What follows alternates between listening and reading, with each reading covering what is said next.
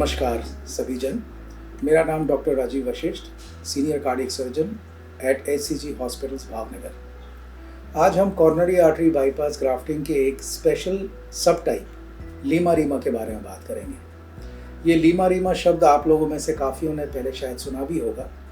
इसमें क्या होता है कि हम जब बाईपास सर्जरी करते हैं तो इसमें कम से कम हम पैरों पे या कहीं और शरीर के अंग पे हम चीरा नहीं लगाते। जब ये बाईपास ग्राफ्टिंग होती है जिसमें चाहे 2 नाड़ियाँ हों, चाहे 3 नाड़ियाँ या 4 नाड़ियाँ जिसे हमें बाईपास ग्राफ्टिंग करनी है, उन सारी नाड़ियों की बाईपास हम छाती के अंदर से ही जो नाड़ी होती है उसी को इस्तेमाल करके करते हैं। इसमें एक लेफ्ट इंटरनल मेमोरी आर्टरी होती है जो कि छाती के लेफ्ट साइड से, और एक राइट इंटरनल मेमोरी आर्टरी होती है जो कि छाती के राइट साइड से होती है। अब ऐसे पेशेंट्स जो हमें चूज़ करने पड़ते हैं, जो कैंडिडेट होते हैं इस सर्जरी के लिए, उनको हम बाकायदा इन्वेस्टिगेशन के बाद तैयार करते हैं।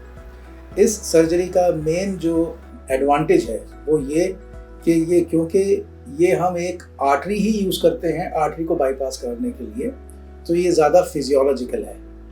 और दूसरा जो स्टडीज़ हैं उसमें पाया गया है कि सर्जरी के 10 साल बाद तक भी अप्रॉक्सीमेटली 90 to 95% ऑफ केसेस में ये नाड़ियाँ काम कर रही होती हैं और चल रही होती हैं। इसके एवज में जब हम पैर से नस लेते हैं या वेन लेते हैं तो उसकी लॉन्जिविटी 10 साल बाद अराउंड 50-60% रह जाती है। तो अगर वही कोई ऐसा पेशेंट हो जो कि यंग पेशेंट है, डायबिटीज़ ज़्यादा अनकंट्रोल नहीं है या उसको लंग्स की ज़्यादा प्रॉब्लम नहीं है, प्लस उसकी जो आर्टरी की डिजीज़ हैं, इन सारी चीज़ों को देखकर हम उस पेशेंट को इस टाइप की सर्जरी दे सकते हैं जो कि काफ़ी अच्छी टाइप ऑफ सर्जरी है। कुछ एक डिसएडवांटेजेस अगर हम बोलें तो वो लीमा-रीमा के हिसाब से डिसएडवांटेज नहीं या रिस्क फैक्टर्स नहीं है।